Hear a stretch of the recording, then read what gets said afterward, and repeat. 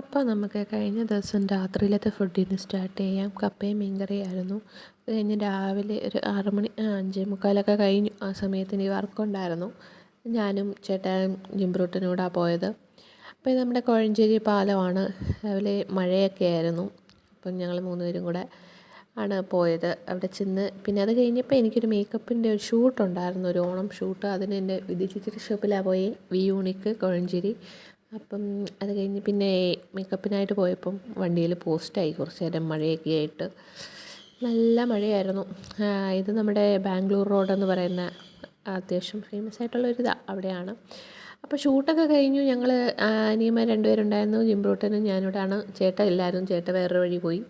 അതിന് ഞാനും ജിംബ്രൂട്ടനും വീട്ടിൽ വന്നുള്ള പ്രഹസനമാണിത്. പിന്നെ അതിൻ്റെ അടുത്ത ദിവസം എനിക്ക് വീണ്ടും വർക്കുണ്ടായിരുന്നു. രാവിലെ വർക്കുണ്ടായിരുന്നു. ഉച്ചയ്ക്ക് സെക്കൻഡ് സാരി മാറാൻ പോയി.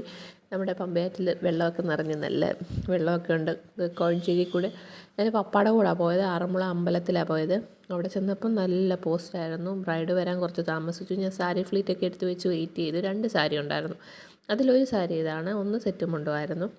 അങ്ങനെ വീട്ടിൽ വന്നപ്പോഴത്തേക്ക് ജിംബ്രൂട്ടൻ എനിക്ക് പണി തന്നു. ഒരു ടിന്ന് പൗഡർ ഫുള്ളായിട്ട് അവൻ കമത്തി. പിന്നെ അത് ക്ലീനിങ്ങൊക്കെ ആയി. അത്രയൊക്കെ ഉള്ളൂ.